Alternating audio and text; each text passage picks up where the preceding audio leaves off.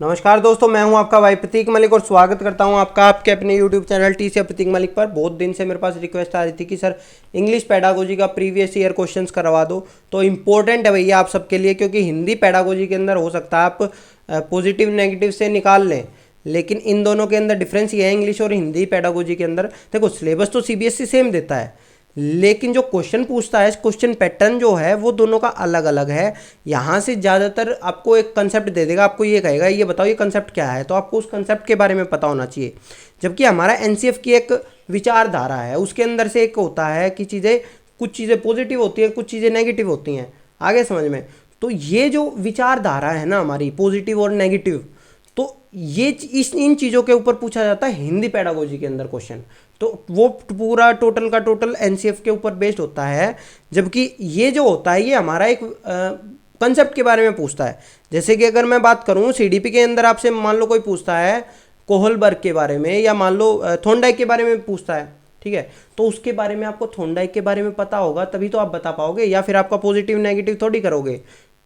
Positive negative क्योंकि वो तो एक कंसेप्ट के बारे में जो हमारा आजकल चल रहा है स्कूल में कैसे होना चाहिए, तो वो चीज़ें तो वो होती है। आगे समझ में आपको?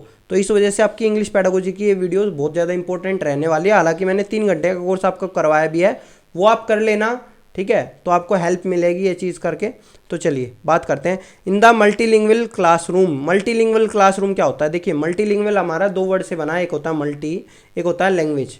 मल्टी का मतलब होता है बहुभाषिक, सॉरी बहु, और लैंग्वेज का मतलब होता है भाषा, तो दोनों को मिला के बनाया हमने बहुभाषिक। तो ये मल्टीलिंगुअल हमारा बन गया बहुभाषिक कक्षा। तो बहुभाषिक कक्षा में क्या क्या चीज़ें बताई थी मैंने हिंदी में, बताओ आपको। ये तो NCF से भी मिला हुआ है हमारे। तो NCF क्या कहता था कि हमें कभी भी टीचर के ऊपर फोकस नहीं करना, बच्चे की अपनी भाषा होनी चाहिए, बच्चे अपने एक से ज़्यादा भाषा का यूज़ करें क्लास के अंदर तो बढ़िया रहता है। तो वही चीज़ है। तो इसके अंदर आंसर देखो, इसके अंदर आंसर है second, in their own language, अपनी लैंग्वेज का यूज़ करेंगे, और mix word more than one language, एक से ज़्यादा लैंग्वेज का यूज़ करेंगे। तो इस वजह से इसका आंसर है 2।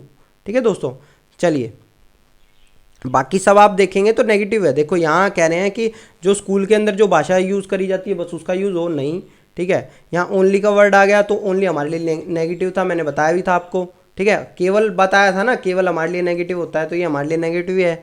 ये चौथा है हमारा the in the language which the teacher familiar, कि जो टीचर को लैंग्वेज आती है बस उसका यूज़ करने देना बच्चे को, नहीं, ये भी गलत है, ठीक है।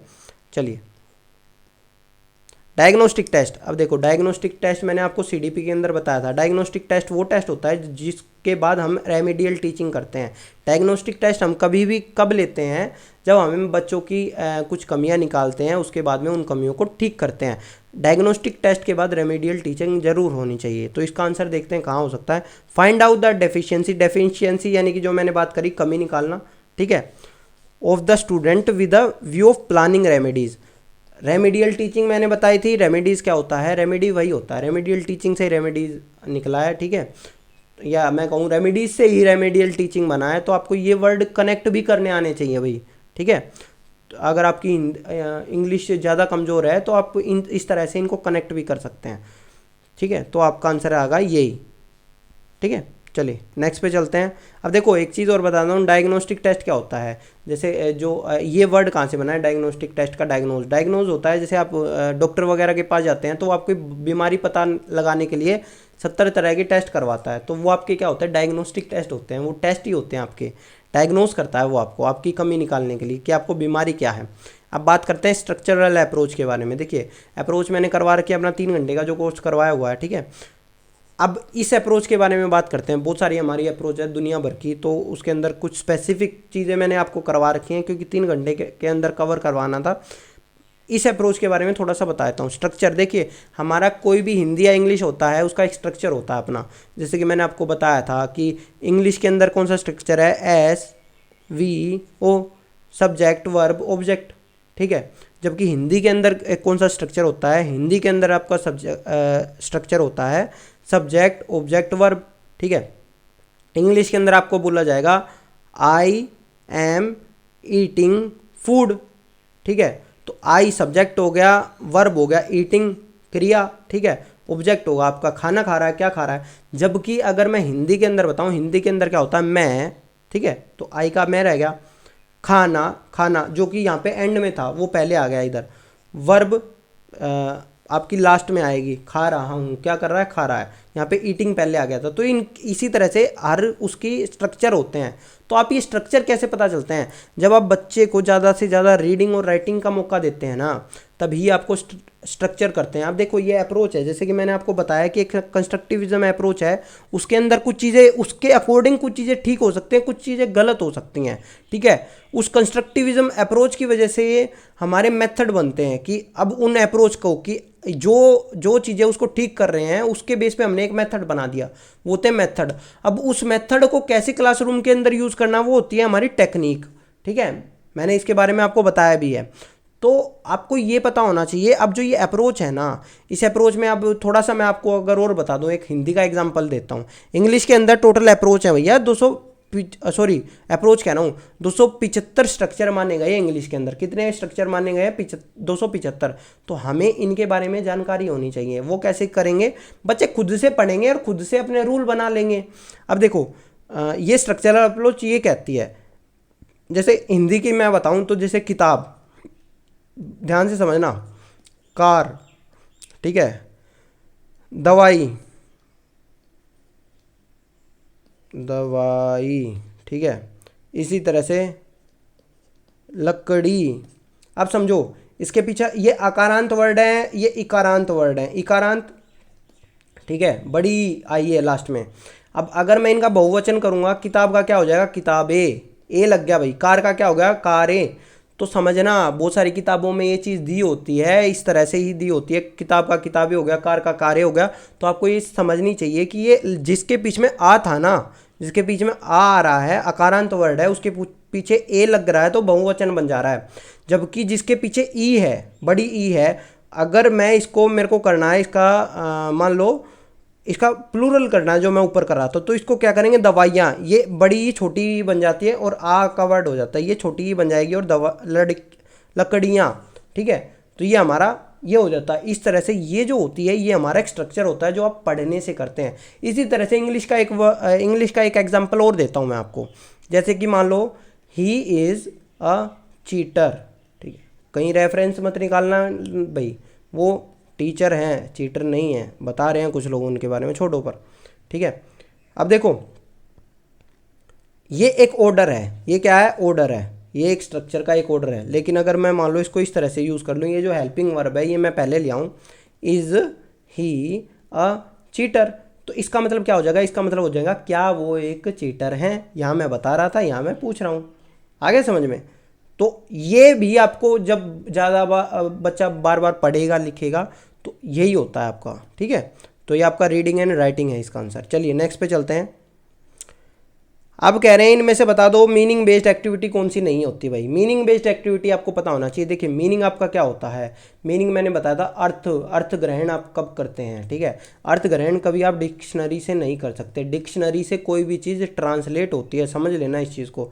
डिक्शनरी से क्या होती है, ट्रांसलेट होती है। अर्थ के लिए आपको उसके डीप में जाना पड़ेगा। फॉर एग्जाम्पल मैं आपको अभी इन्हीं ऑप्शन के अंदर आपको करके दिखा देता हूँ कि क्या चीज़ है। देखिए अगर आप डिक्शनरी उठाएंगे, इंटरेक्टिंग का मतलब होगा बातचीत करना, ठीक है, बातचीत करना। बातचीत करना टेक्स्ट का मतलब होगा कि जो आपका शब्द लिखे हुए हैं, ठीक है, तो शब्दों से बातचीत करना। तो ये तो आपने कर दिया, उसको ट्रांसलेट कर दिया, पर क्या इसका ये मतलब है, क्या आप इससे समझे ये चीज़ें, नहीं। तो आपका ये अर्थ ग्रहण नहीं होगा, ये आपका होगा ट्रांसलेशन करना। अंडरस्टैंड और ट्रांसलेशन में फ़र्क है। ट्रांसलेट आप कर सकते हैं पर ज़रूरी नहीं जिसको ट्रांसलेट किया आपने उसको अंडरस्टैंड भी कर लिया हो, ठीक है। तो यहाँ आपने इसको ट्रांसलेट तो कर दिया लेकिन अंडरस्टैंड नहीं किया। ये बात कही किस वजह से गई है, क्या है इसका मतलब। देखिए interacting with the text, interacting with the text होता है आपका कि जब आप कोई चीज़ पढ़ रहे हैं और वापस घूम के उसको पढ़ने के लिए आते हैं, जो हमने हिंदी पेडागोजी के अंदर किया था, याद हो तो आपको, ठीक है। तो उसके अंदर मैंने ये चीज़ बताई थी आपको कि एनसीएफ में हमारा ये चीज़ लिखा हुआ है। तो वो क्या था कि जब वापस घूम के आएंगे तो इस प्रोसेस को जो होता है ना, इस प्रोसेस को आप कहते हैं इंटरेक्टिंग विद द टेक्स्ट। आप अंडरस्टैंड करने के लिए, समझ बनाने के लिए, अर्थ निर्माण करने के लिए, हिंदी में उसका वर्ड था अर्थ निर्माण करना। अर्थ निर्माण करने के लिए वापस आते हैं। इसके अंदर आता है मीनिंग मेकिंग या मीनिंग बेस्ड एक्टिविटीज़। तो ये चीज़ सही है भाई, ये एकदम सही है। फिर आपका आता है using of previous knowledge. Previous knowledge का यूज़ आप तभी कर सकते हैं जब आपको नॉलेज का पता तो हो, अंडरस्टैंड तो किया हो आपने, ठीक है, तो ये भी ठीक है। फिर आता है रीडिंग द टेक्स्ट। टेक्स्ट आपने रीड किया and then narrating them same to peer, आपने पीयर्स को नरेट कर दी वो चीज़ें। अब आपने कोई चीज़ समझी पहले और वो आगे बंदों को बता दी, तो यहाँ भी आपने उसका अर्थ ग्रहण कर लिया। लेकिन यहाँ बात करेंगे हम reading out every word allowed. आपने ऊंचा ऊंचा वर्ड पढ़ा और उसको ट्रांसलेट कर दिया। तो ये जो ट्रांसलेट था, ट्रांसलेट करना आपका मीनिंग मेकिंग नहीं होता, समझ आ गया? तो आपका आंसर यही है, ठीक है। उसमें पूछा था does not come under meaning based activity. चलिए नेक्स्ट पे चलते हैं। कंप्रीहेंशन, ठीक है। अब 4 तरह के आपके कंप्रीहेंशन होते हैं, इन्फ्रेंशियल, ग्लोबल, लोकल, और एक होता है आपका एक्स्ट्रापोलेटिव। क्या होता है? एक्स्ट्रापोलेटिव, पोलेटिव, ठीक है। अब देखो, आपको ये चीज़ें कैसे भी पढ़नी आनी चाहिए, मैं बताता हूँ। आपको ये भी पढ़ना आना चाहिए कि जैसे मैं आपको पढ़ा रहा हूँ ना ये चीज़ें, तो आप खुद के नोट्स बना सको इनसे, ठीक है। तो चलिए आपको चारों के बारे में पहले बताता हूँ। पहले बात करते हैं ग्लोबल के बारे में। तो भाई ग्लोबल ये होता है कि जब आप मोटा मोटी आपने एक चीज़ पढ़ ली और आप उसका मतलब समझ गए, उसको आप मेन थीम उस चीज़ की समझ गए, तो ये आपका होता है ग्लोबल कंप्रीहेंशन, ठीक है। आपने एक मोटा मोटी शब्द का पता चल गया, शब्द का कह रहा हूँ, एक गद्यांश पद्यांश जो भी दे रखा है आपको पता चल गया ये किस बारे में बात कर रहा है, ठीक है दोस्तों। तो ये आपका होता है कंप्रीहेंशन। कौन सा कंप्रीहेंशन? ग्लोबल। लोकल का होता है जब आप एक एक वर्ड पढ़ते हैं, एक एक वर्ड समझते हैं, ठीक है। ये यही वाला है जो ये दे रखा है ना। Comprehension is the skill of reading a piece of text closely और इंटेंसली, ठीक है। कि स्पेसिफिक इंफॉर्मेशन लेने के लिए जब हम किसी चीज़ को पढ़ते हैं तो वो होता है हमारा लोकल, ठीक है। ग्लोबल हो गया, लोकल हो गया। इन्फ्रेंशियल क्या होता है? कई बार आपने एक लाइन पढ़ी, उस एक लाइन के अंदर एक वर्ड था, उसका मतलब आपको नहीं पता, आपको उसका मतलब पता ही नहीं है, आप उसको ट्रांसलेट नहीं कर पा रहे कि उस वर्ड का मतलब क्या होता है, ठीक है। या आपने कहीं से कुछ और पढ़ रखा है उसके बारे में, लेकिन आप फिर क्या करते हैं, आपने लाइन पढ़ी तो इसका मतलब इस लाइन के अंदर इस वर्ड का मतलब ये है, आप ये तुक्का लगा लेते हैं। तो वो जो प्रिडिक्शन है ना, वो जो तुक्का लगाना है, वो हमारा किसके अंदर आता है? इन्फ्रेंशियल कंप्रीहेंशन के अंदर आता है। जब आप इन्फ्रेंस करते हैं, ये इन्फ्रेंशियल आपका बना है इन्फ्रेंस से। इन्फ्रेंस आपका होता है जब हम निष्कर्ष निकालते हैं। तो जैसे ही आपने निष्कर्ष निकाला, ये आपका हो गया। अब आ जाता है एक्स्ट्रापोलेटिव। एक्स्ट्रापोलेटिव जब आप उसको आगे यूज़ करने लग जाते हैं, जो आपने चीज़ समझी, ठीक है। तो ये 4 तरह की थी। अब बात करते हैं आगे। तो इसका आंसर क्या है? लोकल है भाई, ठीक है। It is a type of writing in which teacher provide the situation, help the class to prepare it, the teacher continuously provide the feedback. अब देखना, मैं चीज़ें तोड़ रहा हूँ। टीचर ने क्या किया? सिचुएशन प्रोवाइड कर दी है, स्टूडेंट को हेल्प किया है क्लास प्रिपेयर करने के अंदर, फिर टीचर कंटिन्यूसली प्रोवाइड फीडबैक भी दे रहा है, डायरेक्शन दे रहा है, और उसके आइडियाज़, बच्चे के अपने आइडियाज़ को बढ़ा रहा है। तो अब समझना, बच्चे के अपने आइडियाज़ को बढ़ा रहा है, इसका मतलब उसको कंट्रोल नहीं कर रहा है। कंट्रोल करता तो अपने आइडिया उसके ऊपर थोपता, ना कि उसके एक्सपेंड करता बच्चे के। तो ये तो कंट्रोल्ड राइटिंग तो नहीं हो सकता। अब बात करते हैं फ्री राइटिंग की। फ्री राइटिंग होता है जब उसको छोड़ दिया। जैसे कि टैगोर कहते थे कि बच्चा अगर पेड़ से नीचे गिर रहा है, प्रकृतिवाद आपने पढ़ा होगा ना, स्कूल ऑफ फिलोसफी होते हैं आपके, तो उसके अंदर एक प्रकृतिवाद आता है। तो वो क्या कहता है? बच्चा चाहे पेड़ से गिर जाए, खुद चढ़ के गिर जाए, आपको नहीं टोकना, उसको खुद सीखने दो, वो खुद करेगा। तो वो होती है आपकी फ्री राइटिंग, जब आपके ऊपर किसी का कोई दबाव नहीं होता, कोई आपको फीडबैक नहीं देता, कुछ भी नहीं देता, आप अपनी मर्जी से कुछ भी लिखते हैं, तो वो फ्री राइटिंग होती है। तो यहाँ तो ऐसा नहीं है। ये आपका होता है प्रोडक्टिव, तो कुछ नहीं होता भाई, ठीक है। यहाँ है गाइडेड, जब आपको गाइड किया जा रहा है, ये आपकी गाइडेड राइटिंग के बारे में है, ठीक है। चलिए अब देखो भाई, आपका a teacher ask the question. अब देखो यहाँ ऑप्शन पढ़ते हैं पहले। 4 तरह की रीडिंग मैंने आपको बताई थी, चारों तरह की रीडिंग एक बार दिखा भी देता हूँ मैं आपको।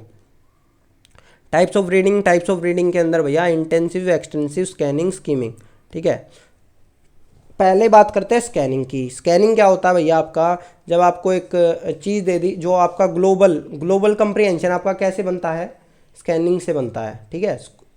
स्कीमिंग क्या होता है? जब आप किसी एक आपसे कोई क्वेश्चन पूछा, मैंने पूछ लिया कि बताओ स्कीमिंग क्या होता है, आप डायरेक्ट यहाँ पूछे और अब आप इसको पढ़ने लगे, ठीक है, तो यह होता है आपका स्कीमिंग।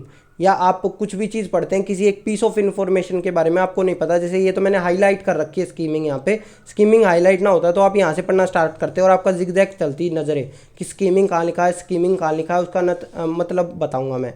तो वही है, वही क्या है, वही स्कीमिंग है। जब आप किसी एक चीज़ के लिए ढूंढते हैं किसी एक चीज़ को। फिर आपका आता है intensive reading, extensive reading. Intensive reading होता है जब आप पढ़ रहे हैं लेकिन आप डीपली नहीं पढ़ रहे, आप उसको थोड़ा बहुत कंप्रीहेंड कर रहे हैं, ठीक है, लेकिन आपका क्या करना होता है, आपको आप उस चीज़ से किसी वर्ड को निकाल रहे हैं, वर्ड को पढ़ रहे हैं। इसी तरह से आप किसी एक सेंटेंस को पढ़ रहे हैं, मतलब आपको सेंटेंस रट जाते हैं, वर्ड रट जाते हैं, तो ये आपका होता है इंटेंसिव रीडिंग। एक्सटेंसिव रीडिंग के अंदर क्या है, एक्सटेंसिव रीडिंग का सबसे मेन फोकस तो ये होता है कि वो आप प्लेजर के लिए पढ़ते हैं। प्लेजर के लिए हम कैसे पढ़ते हैं कि जैसे मैंने आपको बताया था बाल साहित्य, बाल साहित्य बच्चा प्लेजर के लिए पढ़ता है, डीप पढ़ता है, तो वो आपका होता है एक्सटेंसिव रीडिंग। अब देखते हैं इसके अंदर ऑप्शन क्या है, ये कहना क्या चाह रहा है, ठीक है। A teacher asked student to class to read the text thoroughly, कि टीचर ने कह दिया कि पढ़ लो, आ गया समझ में। अब पढ़ लो तो ना तो ये एक्सटेंसिव रीडिंग हो सकता हमारा, ठीक है, और ना ये हमारा स्कीमिंग हो सकता। स्कीमिंग के अंदर पहले टीचर पूछता है, उसके बाद कहता है बताओ ये क्या मतलब है, ठीक है, उसके बाद बच्चा पढ़ता है किसी एक पीस ऑफ इंफॉर्मेशन के बारे में, ठीक है। तो अब देखते हैं इसके अंदर क्या है। Then she asked to answer the question, अब उसने कहा कि उससे क्वेश्चन पूछे हैं, तो वो क्वेश्चन अब ये हो सकता है कि इस तरह के पूछ लिया कि बताओ उस बंदे ने उस क्या खरीदा था, तो ये आपका होता है इंटेंसिव रीडिंग। ये क्या है आपकी इंटेंसिव रीडिंग। स्कैनिंग के अंदर आपको मोटा मोटा आप मेन थीम बता सकते हैं, अगर वो ये कहती कि इसकी समरी सी बता दो, आप मेन थीम बता दो, तो आपने क्या कर दिया, आपने स्कैन कर लिया, ठीक है, लेकिन वहाँ से वो क्वेश्चन पूछ रही है, तो इस वजह से ये इंटेंसिव रीडिंग है। चलिए नेक्स्ट पे चलते हैं। कंप्रीहेंशन इट कंप्रीहेंसिबल इनपुट, भैया जैसे मैंने आपको बताया था कि चोम्स्की ने क्या कहा है कि बच्चों में भाषा सीखने की जन्मजात क्षमता होती है भाषा अर्जन करने की।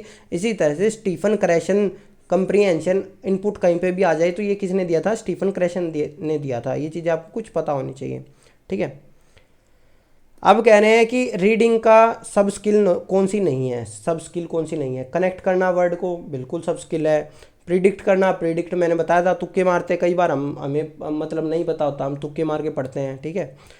सिंथेसाइज करना, ट्रांसक्रिप्टिंग, ट्रांसक्रिप्टिंग आपकी होती है राइटिंग की सब स्किल, किसकी होती है, राइटिंग की सब स्किल होती है। समझ में आ गया भैया आपको, तो इसका आंसर है ये चौथा। लीस्ट इंपॉर्टेंट, अब देखो हिंदी की पेडागोजी के अंदर भी ये क्वेश्चन आया था, इंग्लिश में भी आया था, लेकिन अलग अलग तरह से आया दोनों के अंदर।